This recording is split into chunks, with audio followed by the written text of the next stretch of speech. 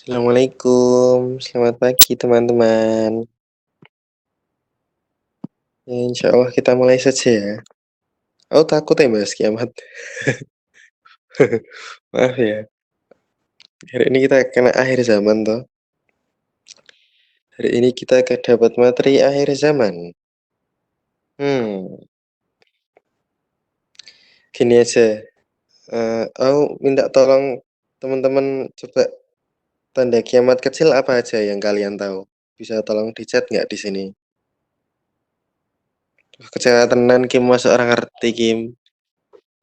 Kamu jangan terlalu merendah gitu tuh. Kamu tawaduknya itu kebablasan nanti. Ya, ya, ya wis. Yang lain coba coba diceritakan siapa tahu aku nanti juga miss nggak tak sebutin atau mungkin aku nggak tahu tanda kiamat kecilnya seperti apa. Awan awan tahu awan awan. Sikat Tuhan, sikat Tuhan. Ya sudah, kita mulai dari mana ya? Dari ini aja. Mungkin teman-teman udah familiar ya kalau zaman setelah kenabiannya Rasulullah SAW tuh dibagi jadi empat pas jadi lima tuh? Jadi lima. Yang pertama ya zamannya Rasulullah, yang kedua Khulafaur Rasyidin, yang ketiga zaman Khalifah yang menggigit, yang keempat itu zamannya apa bahasa Arab ya, aku lupa, tapi katanya zaman diktator gitu ya. Terus yang kelima itu eh yang kelima itu Minhajul ala Nubuwah ya, jadi kayak ya balik lagi kayak zaman Rasulullah. Ini perlu dijelasin apa enggak? Apa udah nggak? Oke. Terus intinya tiap zaman itu setelah wafatnya Rasulullah merasa kalau di zamannya mereka itu bakal kiamat. Bahkan sebelum zamannya Rasulullah pun eh, orang-orang itu sudah punya apa ya, sudah punya koneksi sendiri tentang risalah ini, risalah kiamat, bahwasannya kiamat itu terjadi di zaman mereka. Baik itu yang muslim maupun yang tidak. Tapi khususnya untuk orang-orang yang soleh ya, misalnya kalau dari teman-teman Nasrani ya pendeta-pendetanya gitu. Ambil contoh ini, ada yang nonton Viking nggak ya di Netflix? Di episode kedua, jadi orang Vikingnya itu nyerang, kan dia ini menjarah ke Inggris kan. Terus wilayah yang pertama kali mereka sampai, yang pertama kali mereka berlabuh di situ, itu tempatnya tempatnya tempatnya biarawan-biarawan gitu. Kebetulan malamnya badai. Lah biaranya apa, pendeta-pendetanya itu ngerujuknya ke dalil. Jadi langit gelap, nggak ada matahari, kemudian suara gemuruh, banyak suara gemuruh. Terus pas apa, pas Vikingnya berlabuh, yang mereka omongin juga rujukannya ke Injil, katanya setan-setan dilepas dari neraka. Jadi mereka banyak orang dalam setiap zaman itu sudah peka kalau atau paling tidak merasa apa yang terjadi di zaman mereka itu tanda-tanda kiamat, bahkan mereka merasa kiamat itu terjadi di zaman tersebut. Cuman kalau kita ngerujuk ke hadis, ada 2 tanda yang pada setiap zaman itu belum ada, cuman sekarang sudah ada. Ini aku nyebutin yang 2 dulu apa yang lain dulu? Yang lain dulu aja ya? Jadi, kalau kita pakai risalahnya Nabi Muhammad, tanda kecil yang pertama jelas wafatnya Rasulullah SAW. Kemudian disebutkan juga masjid itu dibangun dengan megah, tapi jamaahnya sepi. Sebelum corona aja mungkin udah sepi, apalagi sekarang. Terus habis itu muncul penyakit-penyakit yang tidak ada sebelumnya. Itu termasuk, tanda kiamat, dalam hadis. Hadisnya ini ya, tapi kayak enggak semua tanda-tandanya berkumpul di satu hadis. Terus apalagi ya? Ini anak melahirkan ibu melahirkan majikannya. Terus ini halalnya musik, kemudian apa ya kok aku rada lali. Banyak kok tanda kiamat kecil itu. Oh, pembunuhan terjadi di mana-mana. Sampai pada titik yang membunuh itu nggak tahu kenapa dia membunuh, dan yang dibunuh itu nggak tahu kenapa dia dibunuh. Nah, ini banyak yang belum tak sebut ya karena keterbatasanku sendiri. Cuman ada 2 tanda yang baru muncul sekarang. Yang pertama adalah, eee, orang-orang Arab, terutama suku Badui gitu ya, mereka berlomba-lomba membangun gedung yang tinggi. Itu satu, dulu nggak ada itu, dulu nggak ada gedung tinggi. Terus bahkan tahun 60-an, Arab Saudi itu masih nyumbang, ke pesisir ini, ke pesisirnya Uni Emirat Arab, ke pesisirnya, Qatar gitu kan, nyumbang dana supaya anak-anak di sana bisa sekolah, 1960. Lihat sekarang kayak gimana, itu kan. Tapi orang tahun 1960 itu udah merasa kalau di zamannya itu bakal kiamat, tapi belum lihat apa yang kejadian sekarang. Terus yang kedua, mmm, tanda kiamat kecil itu Ka'bah tertutup bayangan waktu. Jadi kalau, eee, dalam bahasa Arab, sa'ah itu waktu iya, jam bisa, ini ya, soalnya sekali lagi bahasa Arab itu kan rujukannya ke fungsi, bukan ke nama spesifik suatu benda. Nah, dulu orang bingung, waktu kok punya bayangan?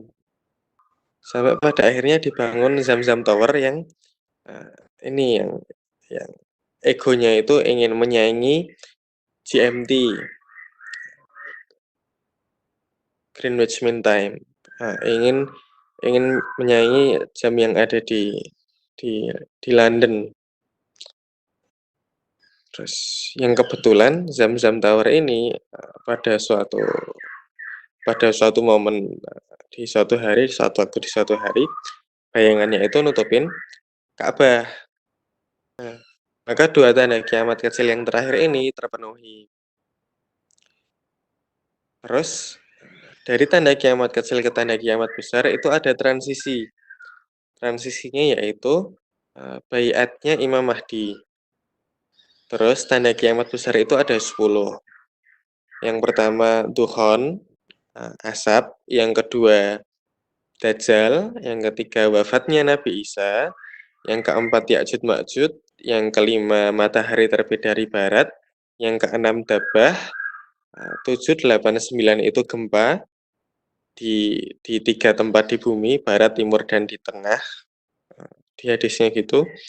Kemudian yang terakhir keluar api yang menggiring manusia kepada kepada tempatnya dibangkitkan di padang mahsyar, gitu.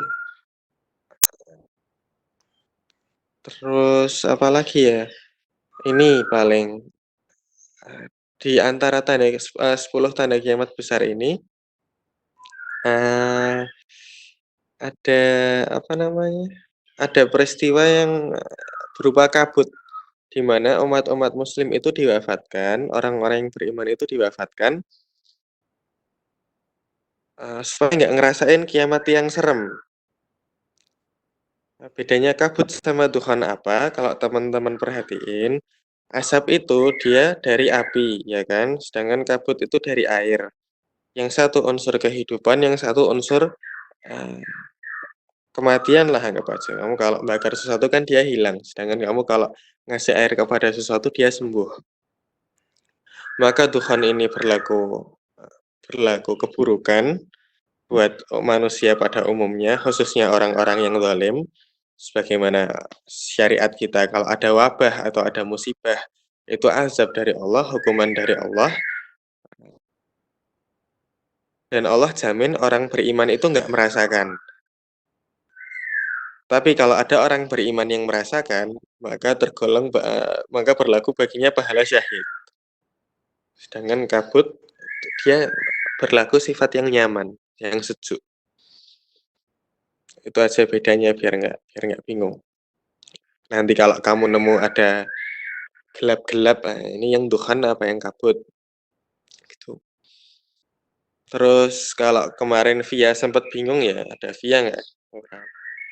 Via kayaknya sempat tanya nggak sih kalau eh, tabutnya Nabi Musa tuh masih ada apa enggak? Ada riwayat yang menceritakan kalau tabutnya ini setelah Nabi Sulaiman wafat, dia dibawa sama malaikat, dipindah ke alam alam eh, alam malaikat. Jadi nggak ada di bumi pun, kalau ada di bumi dia goib. Kemudian Dabah itu besok bawa dua benda, satu tongkatnya Nabi Musa, yang kedua cincinnya Nabi Sulaiman. Yang satu untuk menandai orang yang beriman, yang satu lagi untuk menandai orang yang tidak beriman.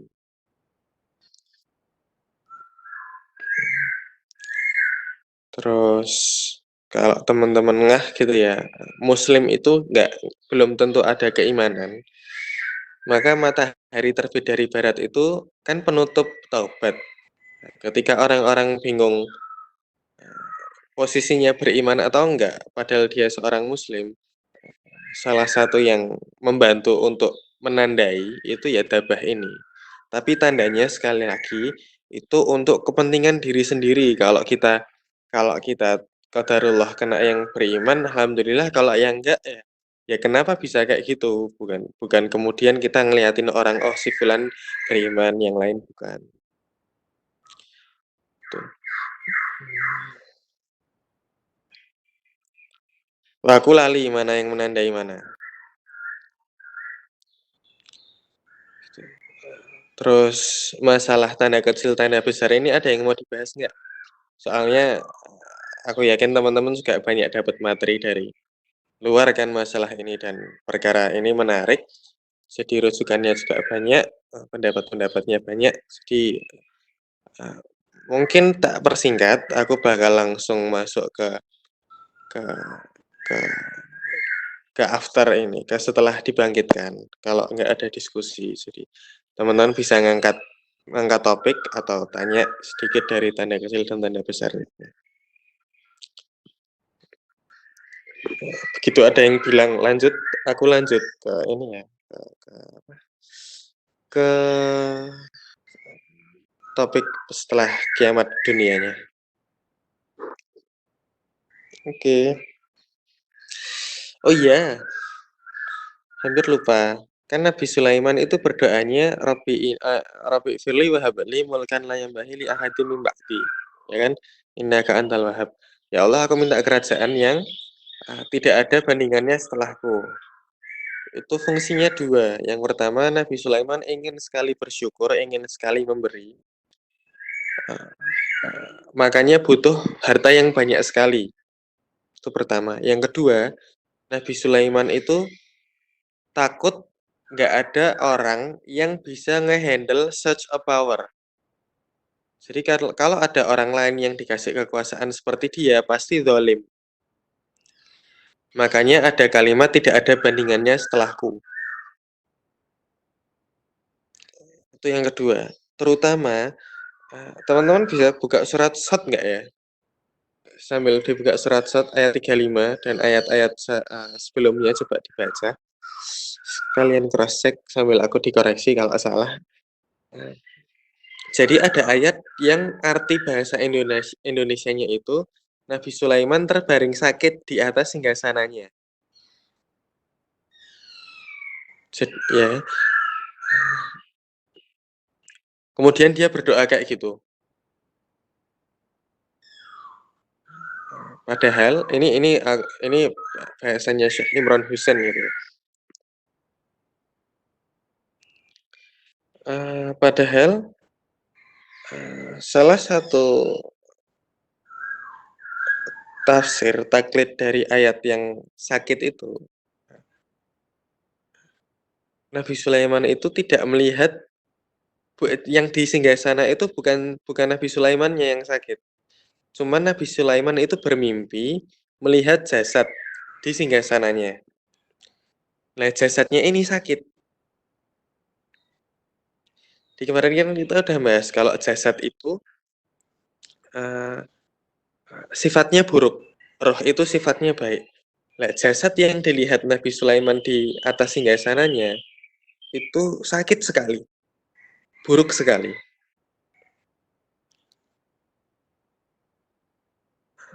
Nah, Nabi Sulaiman ini takut jasad yang buruk ini menguasai kerajaannya.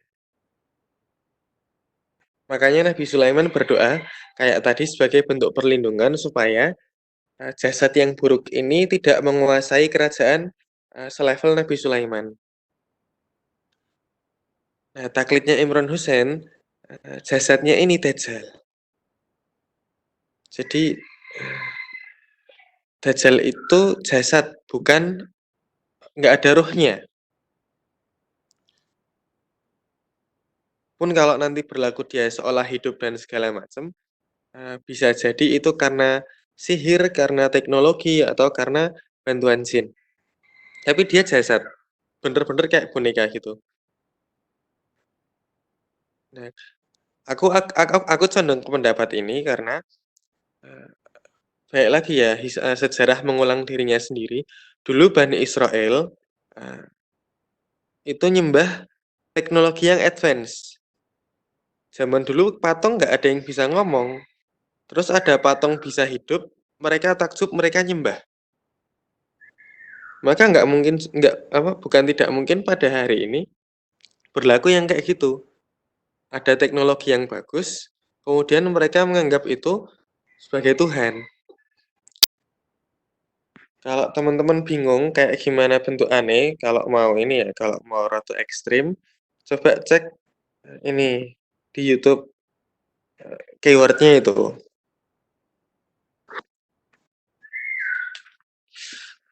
Tapi apa namanya, realnya kayak gimana, wallahu alam. Dan teman-teman bebas untuk bertaklid, bebas untuk membayangkan, bebas untuk mengantisipasi.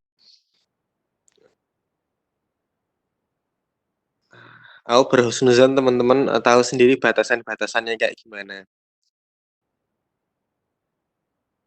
Terus kayak misalnya ini orang-orang yang selamat dari kiamat itu yang ya dari Dajjal itu yang di gunung-gunung dan segala macam, itu maksudnya orang-orang yang nggak kena akses teknologi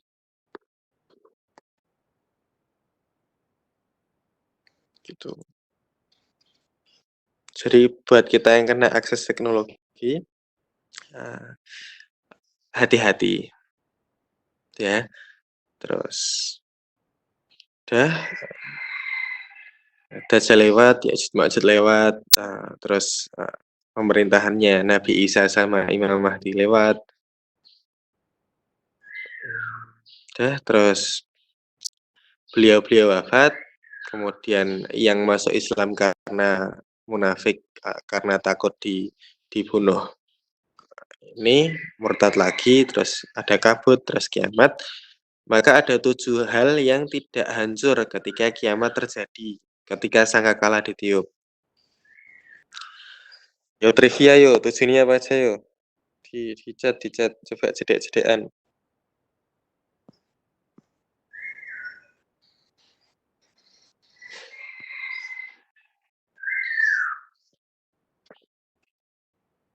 Tanya ya ke siapa ya? Ridwan, sebut satuan.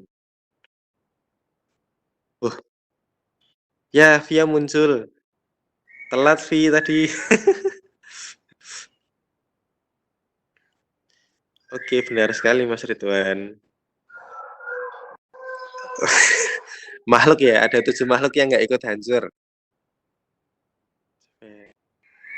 Lulu, Lulu, Lulu. Hasan, Denab, Denab, Windy. Amal juga boleh. Wah, Mas Nail. 7 itu yang pertama, Malaikat Jibril. Yang kedua, Israfil. Yang ketiga, Malaikat Maut. Jadi ada 3 malaikat yang nggak hancur, yang nggak mati. Kemudian yang keempat, itu rohnya manusia. Dalam waktu sangkakala ditiup, rohnya manusia itu pingsan. Bukan lenyap, bukan hancur, bukan mati, tapi pingsan. Ya. Yang kelima, tulang ekor manusia, tulang ekornya manusia. Terus yang keenam itu surga neraka. Terus yang ketujuh aku lupa. Atau surga neraka itu dihitung beda hitungan, aku lalu. Itu ya. Itu sedikit dari makhluk-makhluk yang tidak ikut hancur waktu sangkakala ditiup.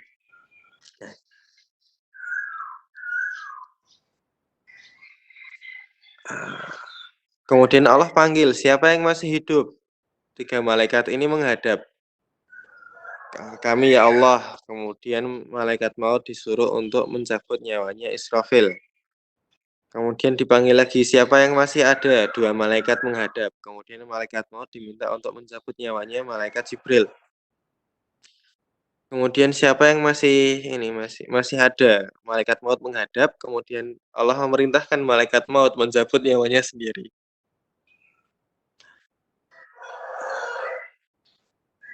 Kemudian malaikat maut ini cabut nyawanya sendiri kan. Waktu masih bisa nahan sakitnya, malaikat maut itu bilang, seandainya aku tahu mati itu rasanya kayak gini, niscaya aku akan lebih lembut mencabut nyawa orang-orang yang beriman. Itu waktu malaikat maut masih bisa nahan sakitnya. Tapi seiring proses matinya dia berlanjut, dia teriak. Yang teriakannya itu dikatakan akan menghancurkan seluruh makhluk yang ada di langit dan di bumi. Jadi setara sama sangkakala ditiup.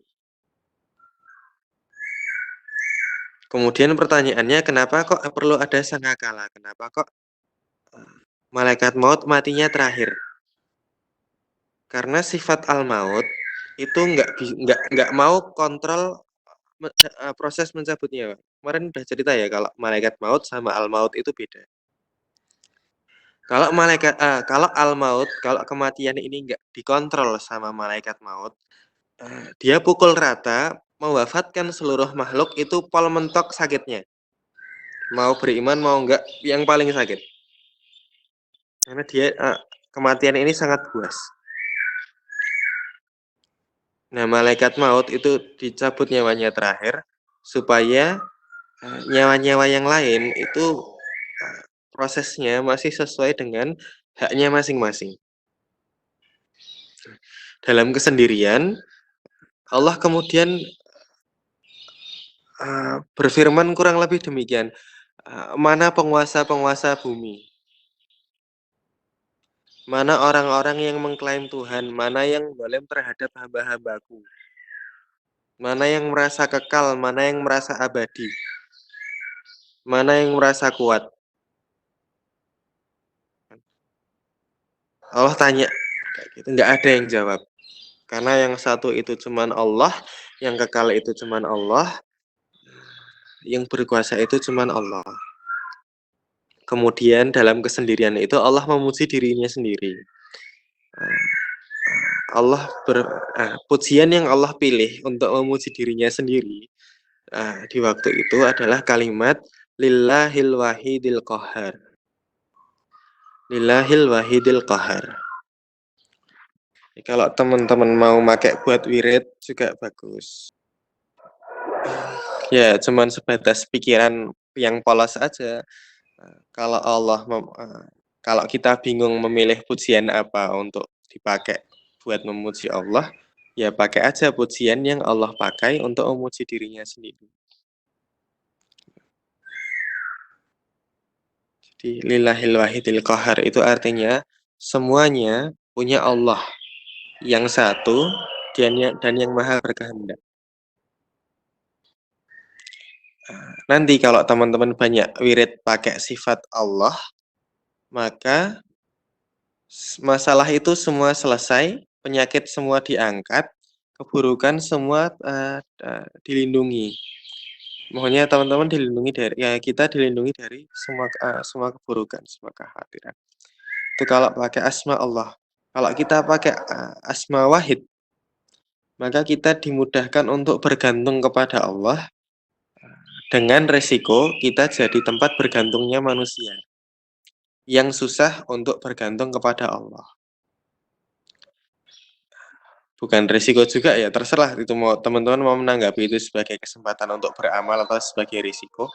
Kemudian ketika kita berzikir dengan asma qahar, maka kita diberi kemudahan untuk menerima ketetapannya Allah, cuman diberi bisa jadi diberi amanah untuk menetapkan urusan manusia. Balik lagi itu mau dianggap sebagai sesuatu yang dihindari atau sebagai sarana untuk beramal silahkan. Tapi kalau aku sendiri, ketika wirid pakai asmanya Allah, ya udah memuji aja, nggak usah mikir nanti dapatnya apa atau akibatnya kayak gimana. Karena kalau kita tulus, kan didoakan sama hamalatul malaikah. Didoakannya kan rahmat sama ampunan. Jadi apa yang menyertai zikir setelah kita berzikir tadi ya insya Allah itu bagian dari rahmat atau bagian dari ampunannya Allah. Jadi aku agak santai dalam beragama itu karena berpatokan pada hukum-hukum alam. Hukum-hukum alamnya yang kita bahas sampai paling nggak sampai penciptaan manusia. Malaikat itu ngapain, jin itu ngapain, kita harusnya ngapain. Oh iya, aku lupa. Waktu membahas manusia, kita tuh ada dua tugas. Jadi khalifah sama jadi hamba Allah. Khalifah itu tugas utamanya adalah istiqmar. Istiqmar itu membangun. Membangun terserah kalian. Mungkin mindset orang-orang kalau disuruh membangun sesuatu kan beda-beda. Ada yang bangun rumah, ada yang bangun peradaban, ada yang bangun rumah tangga, ada yang bangun bisnis, ya kan? Yang penting membangun. Tapi membangun hal-hal yang mendekatkan kita dan orang lain kepada Allah. Itu istiqmar. Kalau kita membangun sesuatu, tapi bikin kita jauh dari Allah atau bikin kita jauh dari Allah, maka kita tidak amanah sebagai khalifah. Istilahnya bukan khalifah lagi, tapi hilaf. Hilaf itu lupa tanggung jawab atau tidak melaksanakan tanggung jawabnya. Itu sedikit tentang hakikat kita sebagai manusia yang kemarin lupa dibahas. Ya, terus habis Allah memuji dirinya sendiri, berlaku ini.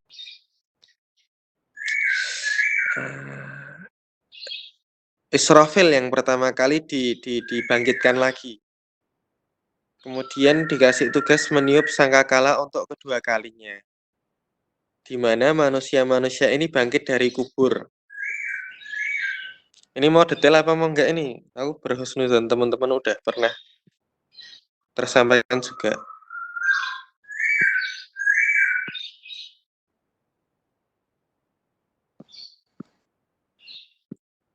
Ya aku ini aja ya agak cepat aja ya, pokoknya tidak pelan-pelan. Jadi kita dibangkitkan, terus bayangin ya sambil bayangin ya, dibangkitkan, bangun gitu dari kubur, terus lihat kanan kiri itu banyak orang berlarian, semua ke arah yang sama. Karena nggak tahu mau ngapain, kita ikut panik, ikut lari. Nah, sambil lari itu kita perhatikan karena larinya jauh, kita sempat untuk lihat kanan kiri, ternyata yang lari itu nggak cuman manusia, tapi ada bangsa jin, ada hewan-hewan. Kemudian kondisi orang berlari itu beda-beda. Ada yang pakai wajahnya, ada yang keseret-seret, ada yang naik kendaraan, ada yang naik unta, ada yang naik sapi, ada yang boncengan, gitu kan. Tapi pada umumnya makhluk-makhluk itu berlarian. Katanya, kata Rasulullah, yang diseret wajahnya itu karena dia nggak pernah bersujud waktu hidup. Terus waktu dikonfirmasi, eh, Rasulullah itu kalimatnya gini, zat yang bisa membuatku berjalan pakai kaki, pasti mampu membuatku berjalan pakai wajah. Bahkan kita mungkin merasa aneh ada orang jalan pakai wajah. Tapi kalau kita nggak pernah lihat ular atau nggak pernah lihat ulat, ada orang ngomong ke kamu, ada kok makhluk yang jalannya pakai perut. Mungkin kita bingung kan? Tapi karena kita udah pernah lihat, kita nggak bingung. Kita udah ainul yakin. Karena udah lihat. Nah, jadi lumrah-lumrah aja sebenarnya kalau ada yang jalan pakai wajah. Nah, semua lari gitu ya. Terus tiba-tiba orang-orang pada berhenti, kita ikut berhenti.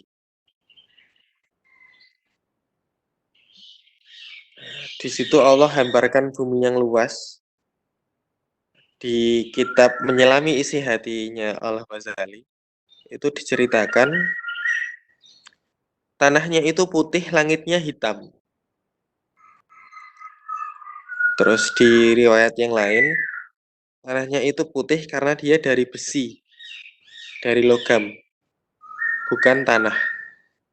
Tempat berpijaknya itu besi. Terus langit runtuh, keluar malaikat. Semuanya. Jadi kita udah panik lihat keadaan kanan kiri nggak cetol, tiba-tiba malaikat turun. Tambah nggak cetol lagi, karena malaikat lebih banyak daripada makhluk yang berkumpul di padang mahsyar, dan dan, dan bentuknya lebih random lagi. Terus ini apa namanya?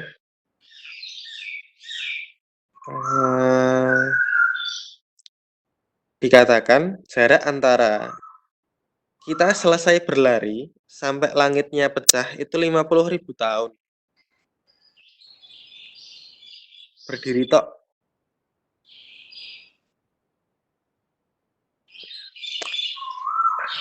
Malaikatnya turun, kemudian Allah hadir, kemudian seluruh makhluk pingsan, kemudian setelah siuman, makhluk-makhluk ini dibagi. Sesiapa yang dapat perlindungan di bawah arsy-Nya Allah, satu. Kemudian ada juga orang-orang soleh yang nggak dapat perlindungan dari arsy-Nya Allah, tapi dapat perlindungan dari panasnya matahari. Terus mereka tidak menunggu di atas logam, di atas tanah besinya tadi, tapi mereka nunggu di atas pasir yang terbuat dari ini. Aku arti mocone piye.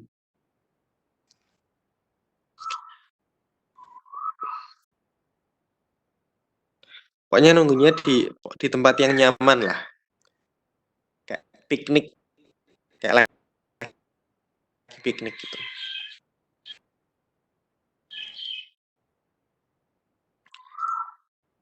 Dan timbangan dikeluarin, al-mawazin dikeluarin. Yang paling takut itu malaikat. Karena malaikat merasa mereka akan dihukum. Kenapa mereka merasa bakal dihukum? Karena mereka merasa tidak memuji Allah selayaknya Allah pantas untuk dipuji.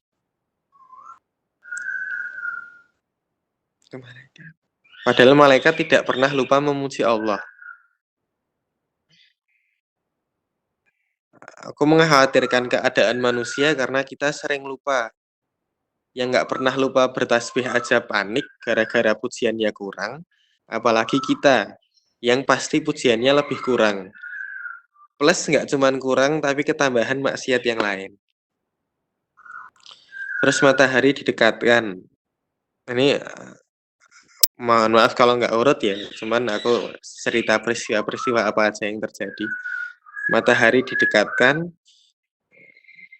kemudian orang-orang itu berkeringat sampai ada yang tenggelam. Tenggelam ada yang sampai dada, ada yang sampai telinga, ada yang cuma sampai mata kaki.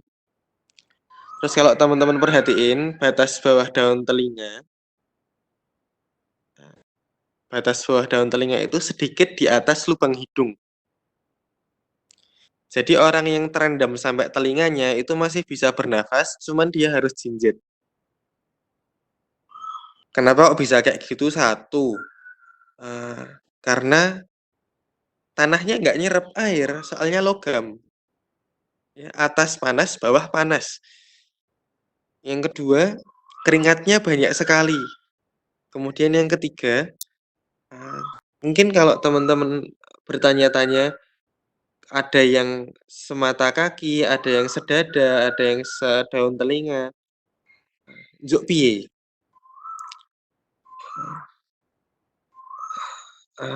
Anggap aja gini. Jadi kan orang itu dulu pernah bersama-sama di alam roh, bersama-sama juga di dunia, bersama-sama juga di padang mahsyar, bersama-sama juga di surga atau di neraka. Maka orang-orang yang dosanya besar itu ngelakuinnya bareng-bareng ya dikumpulinnya di tempat yang sama. Jadi di komplek ini keringatnya sampai telinga, kemudian komplek yang lain keringatnya sampai dada. Kemudian komplek yang dosanya agak ringan, airnya cuma semata kaki. Kemudian yang dosanya lebih ringan lagi cuma dapat panas aja, nggak sampai tenggelam. Jadi coba bayangin kalau tempatnya itu landai, jadi numpuk di suatu tempat airnya.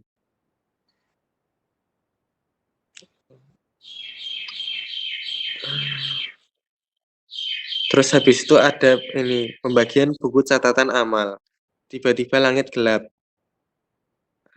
karena saking banyaknya catatan amal yang mau dibagi. Langit gelap karena bukunya itu berterbangan. Terus kalau teman-teman cek di surat apa ya? Juz 30 kok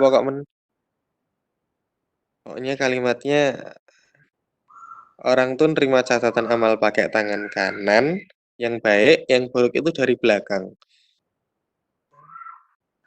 Soalnya yang buruk itu mereka masih mikir gimana caranya nerima catatan dari tangan kanan, karena tahu kalau dapat dari tangan kanan mereka selamat.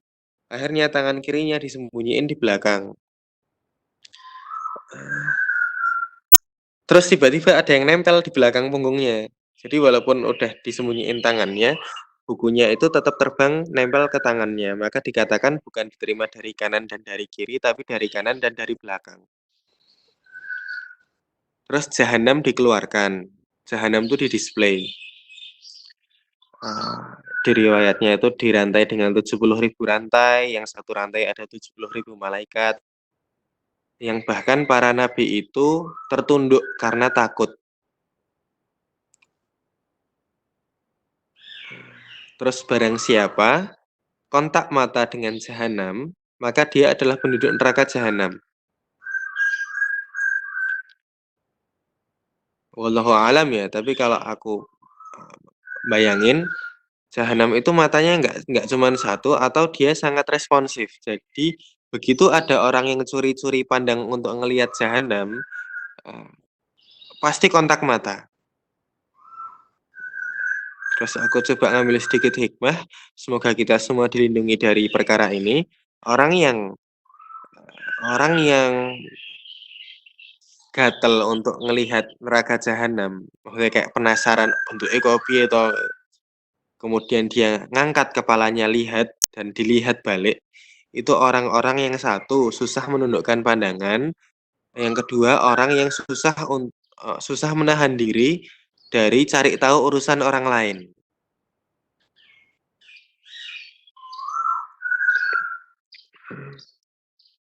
Gitu.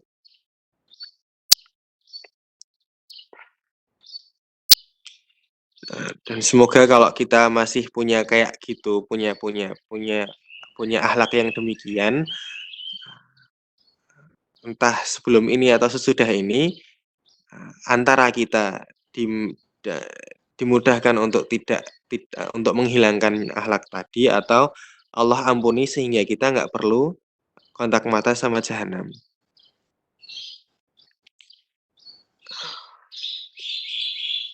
Terus apalagi ya, di padang mahsyar itu, umat yang pertama kali dihisap itu umatnya Muhammad, yang, umat-umat lain itu mengiranya kita semua para nabi, saking bercahayanya. Cahayanya ada dari bekas wudhu dan, ya dari bekas dan sama bekas sujud. Terus ada orang-orang yang dikasih privilege supaya supaya nggak dihisap. Terus hisap ini ada yang diekspos, ada yang dipertontonkan, ada yang enggak. Yang enggak dipertontonkan itu sebab, orang orang yang dimaksud, orang tersebut mereka menutup diri dari aib-aib saudaranya. Jadi dia selalu berprasangka baik kepada orang lain, nggak pengen tahu dia punya masalah, kan masalah nggak mau tahu dia punya dosa apa. Kalau dia nggak sengaja tahu, dia nggak cerita ke orang lain. Nah, akhlak-akhlak kayak gini yang bikin, eee, dosa kita nggak diekspos waktu, dihisap. Kemudian, ada juga kalimat yang berlaku seperti ini, "Siapa yang berfatwa dengan keras di dunia, maka dia akan difatwakan dengan keras di akhirat." Maksudnya orang yang keras di dunia, maka di akhirat dia akan diperlakukan dengan keras.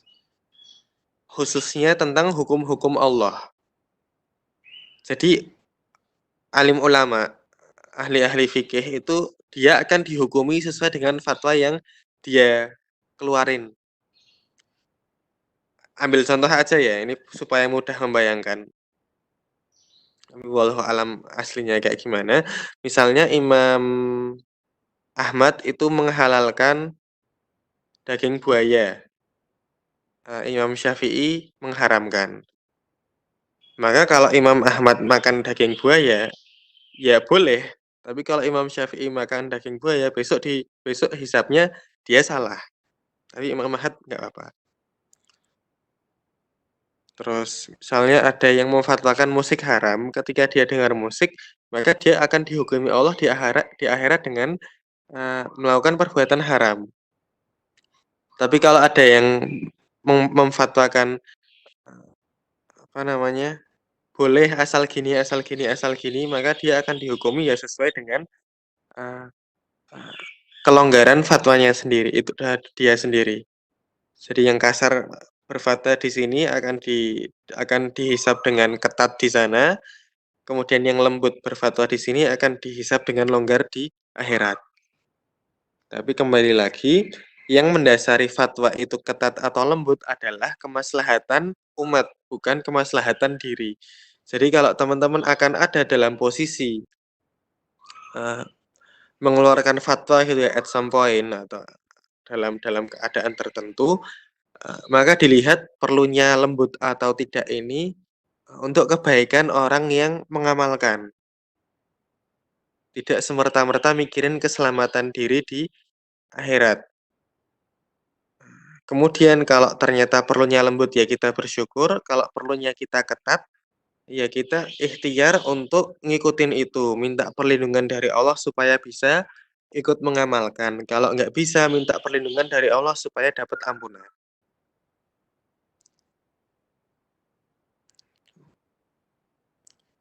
Terus ada 10 hal yang bakal ditanyain di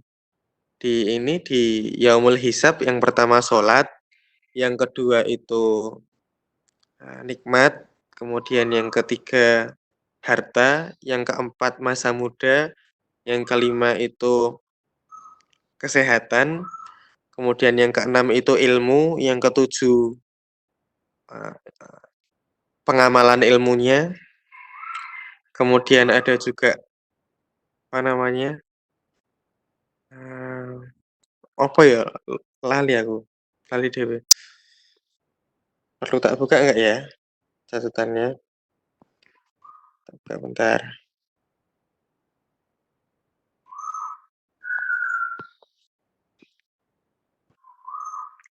Tadi yang belum disebut apa ya?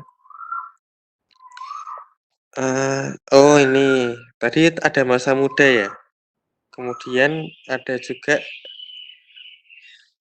seluruh hidupnya itu buat apa. Jadi masalah waktu ini, niat orangnya satu itu satu itu, apa namanya, satu itu sholat, yang kedua nikmat eksternal, misalnya dapat makan atau dapat harta, dapat jabatan gitu ya. Kemudian yang ketiga, hidupmu buat apa? Yang keempat, wabil khusus masa mudamu buat apa? Kemudian yang kelima harta, harta itu dapatnya dari mana, dipakai buat apa? Kemudian 6 7 itu ilmu. 6 6 cara dapatnya gimana, yang ketujuh pengamalannya seperti apa. Kemudian yang kedelapan yang diomongin ini, nikmat internal, nikmat tubuh. Tadi yang kedua kan yang tadi nikmat eksternal, yang ini nikmat tubuh. Kemudian yang ke-9 itu baru ngitung dosa-dosanya apa aja, kemudian yang terakhir baru dihitung amal-amal ibadahnya apa aja. Jadi, mmm, eee, 8 pertanyaan di Yaumul Hisab itu evaluasi, dari apa yang udah kita dapat. 2 pertanyaannya itu baru, eee, huk eee, baru, eee, baru ini, baru dari apa yang kita inisiatifkan. Ini juga bisa jadi pertimbangan ya untuk kita, untuk kita berkeseharian, prioritas itu ngapain sih? Prioritas itu, eee, bantuin orang lain atau diri sendiri? Berarti diri sendiri dulu bener-bener diperhatikan, atau kalau mau beriringan, ya porsinya segitu 80-20.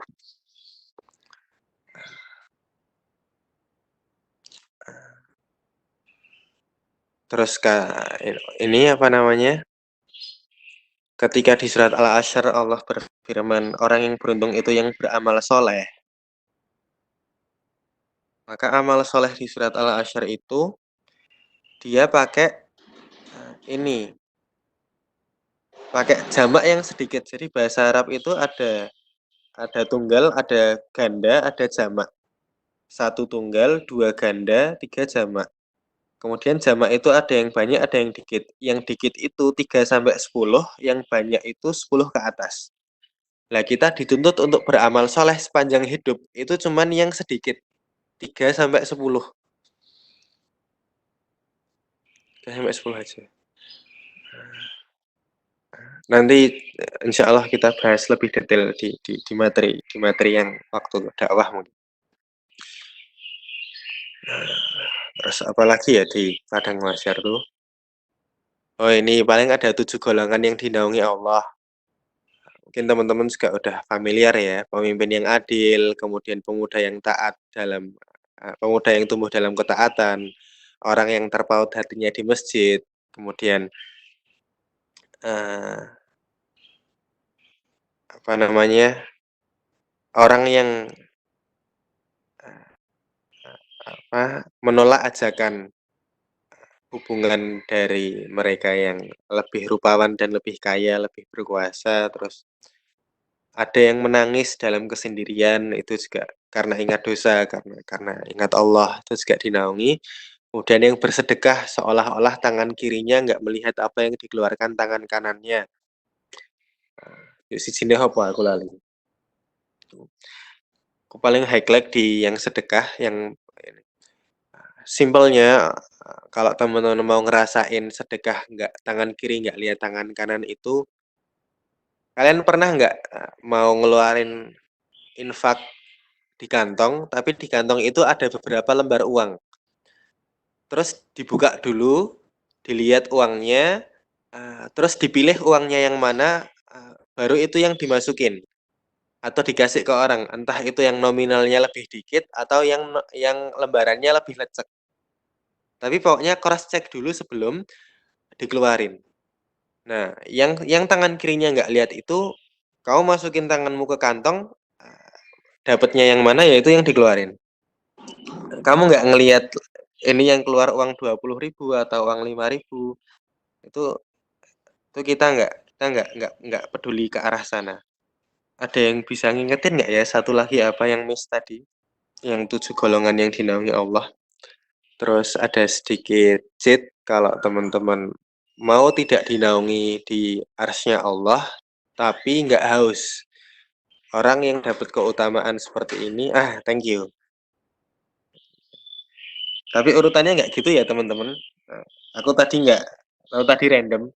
Seingatku yang terakhir itu orang yang menangis ketika sendiri. Terus yang di poin saling mencintai karena Allah ini, bahkan Nabi pun belum tentu dapat privilege ini. Karena banyak Nabi yang mencintai kaumnya, tapi kaumnya tidak mencintai Nabinya. Sedangkan kita umat Rasulullah, itu sangat-sangat mudah mengamalkan saling mencintai karena Allah. Ini nggak mesti untuk suami istri. Untuk sama sesama teman-teman di KMAP itu udah bisa. Sama-sama teman-teman divisinya, sama tetangganya itu bisa. Dan kalau teman-teman tahu, nah, kemarin kan di alam barzah yang paling tinggi syuhada. Tapi syuhada itu begitu pindah padang mahsyar, mereka pengen jadi ahli ilmu. Karena kedudukan ahli ilmu itu ternyata lebih tinggi. Dikatakan tintanya ahli ilmu itu lebih suci dari darahnya syuhada. Terus eh, penanya ahli ilmu itu lebih tajam daripada pedangnya syuhada. Nah, ahli ilmu itu mereka pengen jadi para nabi. Lah, para nabi itu pengen jadi orang-orang yang saling mencintai karena Allah. Jadi kalau kita dapat nikmat ini, itu udah luar biasa sekali. Dan coba teman-teman cek, sakjane udah loh. Maka kita kurang bersyukur apa? Kita masih perlu minta apa lagi?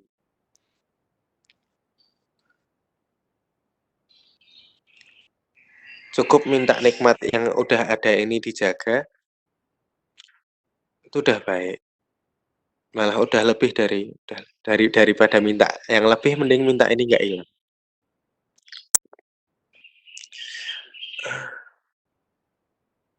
Itu gitu. Terus balik tadi ya, yang nggak dinaungi Allah tapi nggak haus, itu mereka-mereka yang ditinggal wafat anaknya sebelum balik, tapi mereka ridho. Orang-orang yang kayak gini besok di padang mahsyar bakal didatengin anak-anaknya yang wafat waktu kecil itu, terus dikasih minum segelas. Setelah minum itu nggak haus sama sekali, nggak bahkan nggak merasa panas walaupun di bawah teriknya matahari. Ya itu sedikit banyak di padang mahsyar ya kejadian-kejadiannya. Masih banyak yang belum bisa disampaikan karena mungkin waktu atau mungkin aku nggak tahu, aku lupa juga. Tapi buat hari ini mungkin cukup. Kecuali kalau dari teman-teman ada yang mau didiskusikan. Urutannya sih berdasarkan kalimat yang Rasulullah sampaikan, pun Rasulullah menyampaikan itu juga tidak kemudian yang satu lebih utama dari yang lain. Cuman Rasulullah ngomongnya urutannya kayak gitu. Jadi aku bilang nggak urut itu tidak urut sesuai teks hadisnya. Via aman via pemimpin yang adil, orang yang hatinya tertaut di masjid, pemuda yang tumbuh dalam ketaatan pada Allah, orang yang saling mencintai karena Allah, kemudian yang lewatin pintunya Nabi Yusuf lah, yang digoda orang buat Kalau di teksnya itu bener-bener menolak ajakan wanita yang cantik dan kaya. Tapi kayaknya di hadis itu nggak di kalimat hadisnya nggak spesifik ajakan apa sih, diajak pacaran atau diajak makan malam udah termasuk ajakan. Yang keenam yang berinfak, yang bersedekah tapi tangan kirinya nggak lihat apa yang dikeluarin tangan kanannya. Kemudian yang ketujuh, orang yang menangis ketika sendiri bersama Allah.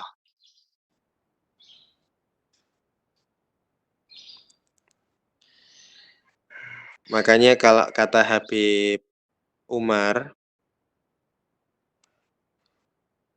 itu tanda tanda kita punya penyakit itu ada 4. Tahap pertama, mata kita kering. Tahap kedua, hati kita keras. Tahap ketiga, kita jadi rakus sama dunia. Sorry.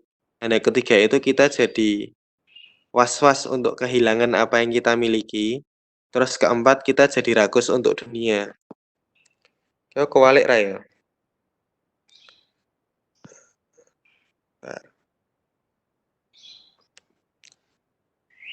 Keringnya mata itu maksudnya ya kita jarang nangis. Jarang nangis buat Allah. Ya, sama tadi aku salah. Tadi bukan tanda kita berpenyakit ya, tanda kita celaka. Keringnya mata, kerasnya hati. Jadi kita jarang menangis untuk Allah itu sebab kerasnya hati.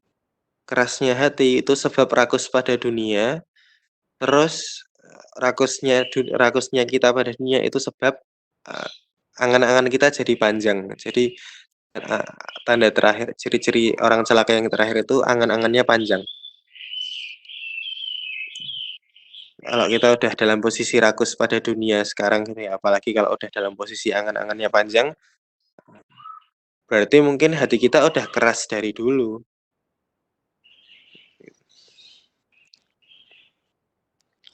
Begitu.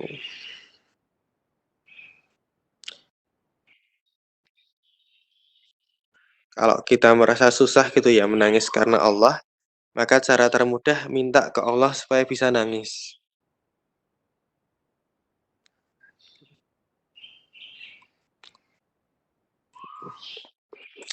Ada lagi, ada lagi. Ada John Hilmi nggak ini? Ya John Hilmi lebih lebih banyak ini catatannya. Oke, hari ini clear ya. Saya pamit ya teman-teman. Selamat pagi.